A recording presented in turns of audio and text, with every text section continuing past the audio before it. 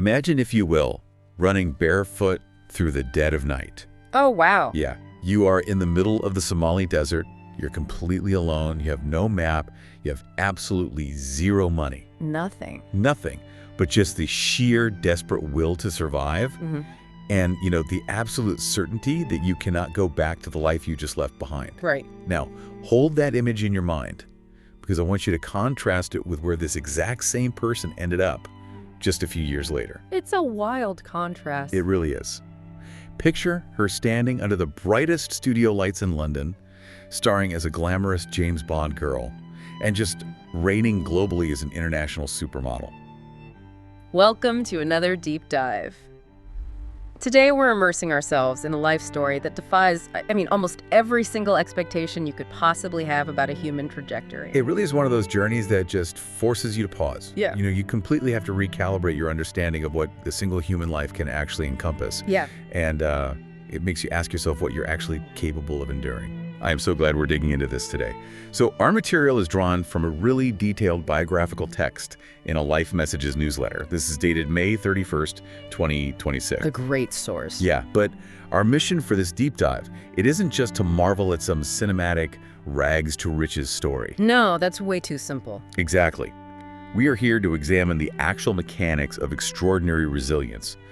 We're going to explore how a woman named Waris Dirie survived these brutal, culturally entrenched traditions. Right. How she conquered the absolute highest echelons of the global fashion world. And then, and perhaps most remarkably, how she threw all that hard-won fame and glamour away to fight the very culture she had escaped. It's such a highly compelling narrative on the surface, but underneath it serves as this profound psychological and sociological study. Yeah. Waris Dirie's story forces us to look at the extreme, almost incomprehensible disparities in the human experience. It really does. It challenges us to think about the transformative power of finally claiming your own voice, especially when the society you were born into violently demanded your silence at such a young age. So let's ground ourselves in her beginning, because it's a world that is unimaginably different from the one you, listening to this right now, likely grew up in. Oh, entirely. Waris Dirie was born in 1965 near Galkayo, Somalia. She was the fifth of 12 children in a nomadic family. 12 kids. Right. And when we say nomadic in this context, we mean living out a daily existence in some of the absolute harshest desert conditions on the planet. Yeah, it's extreme survival. By the time she was just 6 years old, she was already out there herding goats and sheep every single day under a blistering sun. Which, in her community was entirely unremarkable. Really? Yeah, it was just the baseline reality of existence. You accepted the heat, you accepted the constant threat of scarcity, and you focused your entire being on the survival of the herd. Because the herd meant the family survived. Exactly. There was no concept of childhood as we define it today. There was only your utility to the group. But the trauma actually starts before she even took on those herding responsibilities. Yeah. When Waris was just 5 years old, she was subjected to female genital mutilation, or FGM. Right. And it's incredibly heavy to talk about, but we have to look at the brutal reality of this. There was no anesthesia. None at all. Zero medical care. And obviously, absolutely no consent. She was a 5-year-old child. And this was deemed an unavoidable tradition. The physical and psychological toll of this practice, it's just staggering. Yeah. Waris survived the procedure, but the mortality rate is devastating. Her own sister and 2 of her cousins died from the complications. Oh my God. Yeah, yet in that environment, it was considered something that simply must be done. Okay, let's unpack this. Yeah. Because my modern brain struggles to comprehend how a family actively chooses to do this. It's hard to grasp. It really is. Think about the instinctual reaction of a 5-year-old child. She didn't have the language or the education to explicitly name what had happened as a human rights violation. Right, she couldn't label it. But she instinctively knew it was wrong. I think of it like being born into a house where the foundation is fundamentally broken. You're a kid, you don't know architecture, but you feel the floor is sagging. Oh, that's a good way to put it. And you lack the vocabulary to explain it to the adults. You just know it's unsafe. And worse, the adults keep insisting, no, this is exactly how a house is supposed to be built. What's fascinating here is how that visualizes the sheer power of normalization. It's a terrifying psychological phenomenon, really. Oh, so? Well, you have to ask how absolute brutality becomes accepted. In a hyper-patriarchal nomadic society, a woman's value is often intrinsically tied to perceived purity and marriageability. Okay. So the parents who subject their daughters to FGM aren't usually acting out of malice. In their deeply conditioned worldview, an uncircumcised girl is an outcast. She's unmarriageable. Wow. So they think they're helping her. Paradoxically, yes. They view this violent mutilation as a necessary survival mechanism to secure her future within the group. Which isolates the victim completely. Exactly. Waris was forced to carry the immense physical and mental trauma of this event in total silence, because the society around her provided absolutely no space to question it. Right. To question the practice would be to question the entire social order. So it simply became the unalterable script of her life. And that silence she was forced into at age 5. The culture weaponized it against her again when she turned 13. Yes. Because that imposed silence is exactly what allowed her father to treat her like literal property. Right. Because in that environment, a young girl's survival and future are constantly being negotiated by the men around her, totally without her input. I just can't wrap my head around the transactional nature of it. Waris is 13 years old. Her father simply announces that she is going to be married off. Just like that. And the groom is a 60-year-old man. The bride price had already been agreed upon. It was 5 camels. 5 camels. You know, to understand this, you really have to understand the economy of the desert. Tell me more about that. Camels represent ultimate wealth. They are milk, transport, survival itself. So 5 camels was a substantial fortune. Wow. That was the established, calculated value of a 13-year-old girl's entire future. There was no discussion. Girls in this context were treated entirely as commodities. That's horrifying. The transaction was finalized, and as far as her father was concerned, her fate was totally sealed. But it wasn't. Yeah. And this brings us back to that opening image we asked you to hold in your mind. Because instead of accepting this terrifying reality, Waris ran. She just ran. In the middle of the night, barefoot, with absolutely nothing, she fled across the desert to Mogadishu. The physical endurance required for a 13-year-old to survive a Somali desert crossing alone, it's almost mythological. It sounds impossible. You're talking about avoiding predators, navigating without a map, surviving without water, and overcoming the sheer psychological terror of leaving the only community you've ever known. But she makes it to Mogadishu, where distant relatives reluctantly take her in. And from there, the trajectory shifts dramatically. Through family connections, she is sent away, all the way to London. Wait, I need to jump in here, because it's so easy to look at that move to London and think, well, thank goodness she's saved. Right, the rescue narrative. Exactly. Yeah. But she wasn't sent there for a vacation or to get an education. She was sent there to work as an unpaid maid for her uncle, who had just been appointed the Somali ambassador to the UK. Correct. So she finds herself in London. She's still just a teenager, and she's completely illiterate, having never spent a single day in a classroom. Not one day. She speaks 0 English. For years, her entire world shrinks from the vast open desert to the confines of her uncle's house, where she just spends her days cooking, cleaning, and remaining essentially invisible. And then the political winds shift. Yeah. The uncle's term as ambassador ends. The family packs up, preparing to head back to Somalia. All right. And this is where I really want to push back on the conventional narrative we often hear about refugees escaping to safety. Go on. We love to romanticize these moments, you know, painting London as this warm, welcoming, safe haven. But let's look at the brutal reality of the choice she made. Yeah. Choosing to stay in London wasn't choosing safety. It was choosing absolute terror.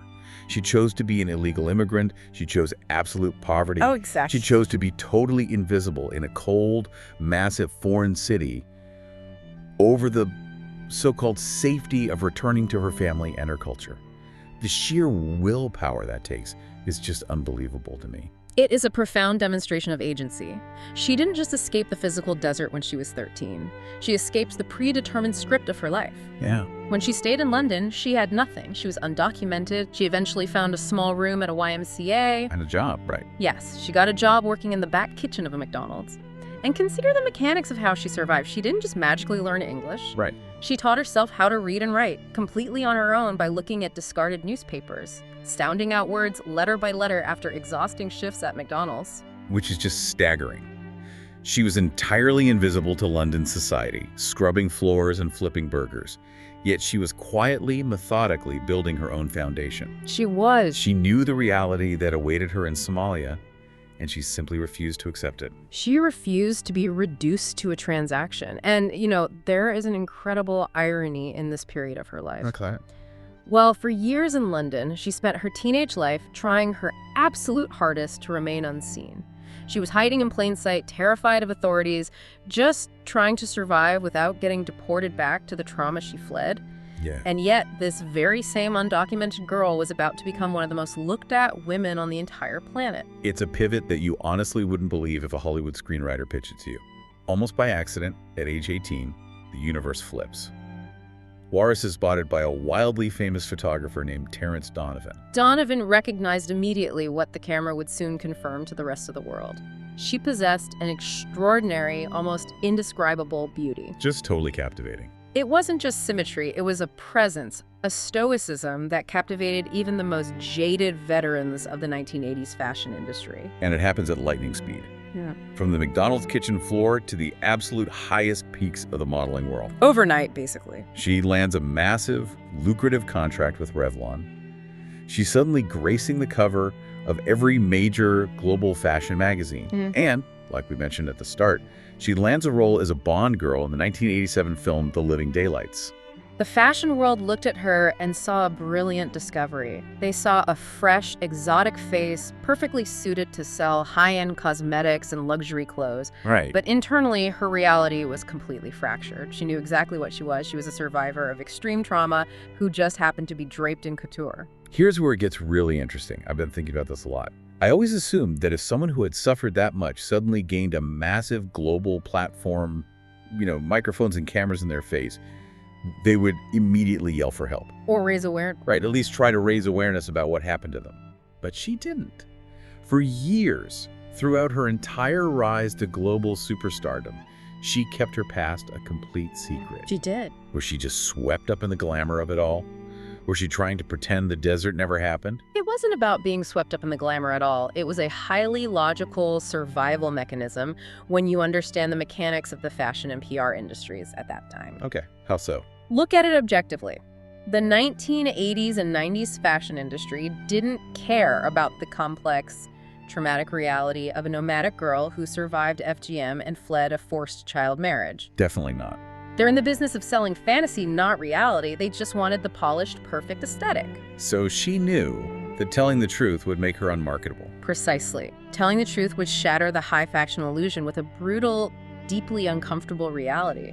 Think about the intense psychological compartmentalization required to do her job. It must have been exhausting. She had to smile under blinding flashes, walk the runways of Paris and Milan, and project an aura of pure, carefree glamour, all while carrying the heavy, unspoken weight of her dead sister, her dead cousins, and her own severe physical scars. That is heavy. It was far easier and arguably necessary for her immediate survival and financial independence to remain silent. Wow. I hadn't considered the financial independence part. She was securing her own autonomy for the first time in her life. Exactly. But a secret that heavy, a trauma that visceral, it cannot be compartmentalized forever. Not by someone who's already proven multiple times that she refuses to stay silent when things are fundamentally wrong. No, eventually it comes out. Eventually, Waris realized something crucial. She realized that her fame wasn't just a job, and it wasn't just a shield. It was a tool. A profoundly powerful tool. Which brings us to the pivotal year of 1997. She's at the absolute zenith of her career. She has millions of dollars, global fame, literally everything to lose. And she risks all of it by sitting down for a wildly unprecedented interview with Marie Claire magazine. She doesn't use vague, PR-friendly terms about a tough childhood. She doesn't sugarcoat it. Not at all. She explicitly, graphically describes the FGM she endured at age 5. She shatters the taboo entirely, and she calls it exactly what it is to a global audience. She calls it violence. If we connect this to the bigger picture, the strategy here is absolute genius.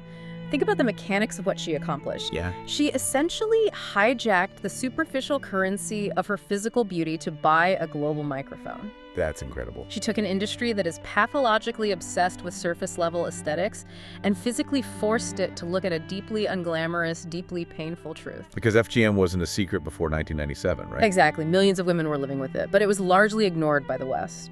This time, the person speaking out was someone the entire world was already completely captivated by. And the response was seismic. That same year, she was appointed as the UN Special Ambassador against FGM, a role she threw herself into for 6 years. Because she finally realized what her platform was actually for. She weaponized her own fame for the greater good. And she didn't stop at speeches. In 1998, she published her autobiography, Desert Flower. Which was huge. Massive.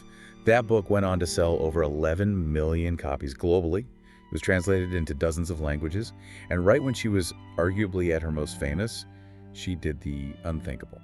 She quit modeling completely. She walked away from all of it. The runways, the Revlon contracts, everything. Because she had finally found the work she believed she was meant to survive for.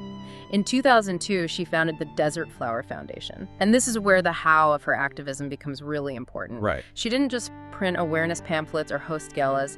She shifted from being a face to being a boots-on-the-ground operator.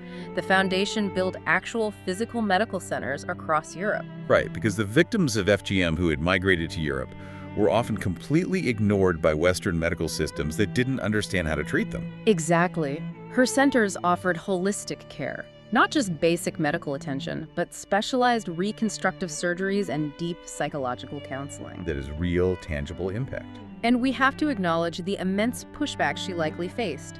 By airing what many in her community considered dirty laundry to the Western world, she made herself a target. She broke the ultimate taboo. She did.